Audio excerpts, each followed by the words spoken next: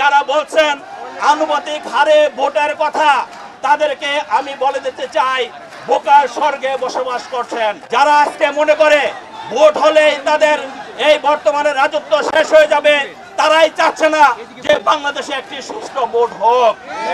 তারা জানে ভোট হলে জনগণ তাদের ভোট দিবে না, যার কারণে তারা কখনো ভোটের আশা করে না। বন্ধুরা আমার, যেটা ফেসিবাদ করেছিল, ফেসিবাদ 14 নির্বাচন করেছে, ভোটারবিহীন 154টি আসন আগে নির্বাচিত করেছে। 18তে নির্বাচন করেছে, 30 তারিখে নির্বাচন 29 তারিখে করেছে। 2024-এ যে 7ই জানুয়ারি ডামি নির্বাচন হয়েছে, সেই নির্বাচনের কথা আর আপনাদের বলার অপেক্ষায় রাখে না। আওয়ামী লীগের ফেসিবাদের জনগণের উপর কোনো আস্থা ছিল না, যার কারণে জনগণ ভোট দিতে যাক, ভোট কেন্দ্রে যাক, তারা সেটা কখনো চায় নাই। আর আমরা বলতে চাই, বিএনপি জনগণকে নিয়ে রাজনীতি করে, জনগণের সাথে থাকে রাজনীতি করে, যার কারণে বিএনপি জনগণের ভোটাধিকার প্রতিষ্ঠিত করার জন্য আজীবন যুদ্ধ করেছে, জীবন দিয়েছে। শহীদ রাষ্ট্রপতি জিয়াউর রহমান এ দেশের জন্য জীবন দিয়েছে। রাষ্ট্রপতি বেগম খালেদা জিয়া 3 বারের প্রধানমন্ত্রী, স্বৈরাচারের পতন ঘটিয়ে খুনি হাসিনাকে পতন ঘটিয়েছে। এই বয়সেও তিনি জেল খেটেছে, বিনা কারণে তাকে জেল খাটতে হয়েছে।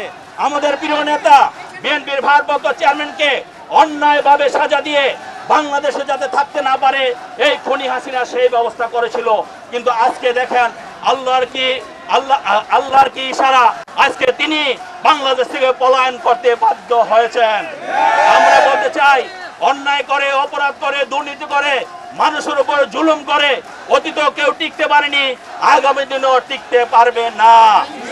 আমরা শুধু বলতে চাই, বিএনপি, আমি বারবার একটি কথাই বলছি, বিএনপি জনগণের জন্য রাজনীতি করে, বিএনপি জনগণকে সাথে নিয়ে রাজনীতি করে, বিএনপি দেশের জন্য রাজনীতি করে, বিএনপি দেশের মানুষের ভবিষ্যৎ গড়ার জন্য রাজনীতি করে। আর তার নেতৃত্ব দিচ্ছেন আমাদের পার্টির ভারপ্রাপ্ত চেয়ারম্যান জনাব তারেক রহমান। তারেক রহমান বলছেন, এদেশে যে সমস্ত অন্যায় হয়েছে, যে অবিচার হয়েছে, যে গুম হয়েছে, খুন হয়েছে, আমরা প্রতিটি হত্যাকাণ্ডের বিচার বাংলাদেশের মাটিতে করবই করব ইনশাল্লাহ।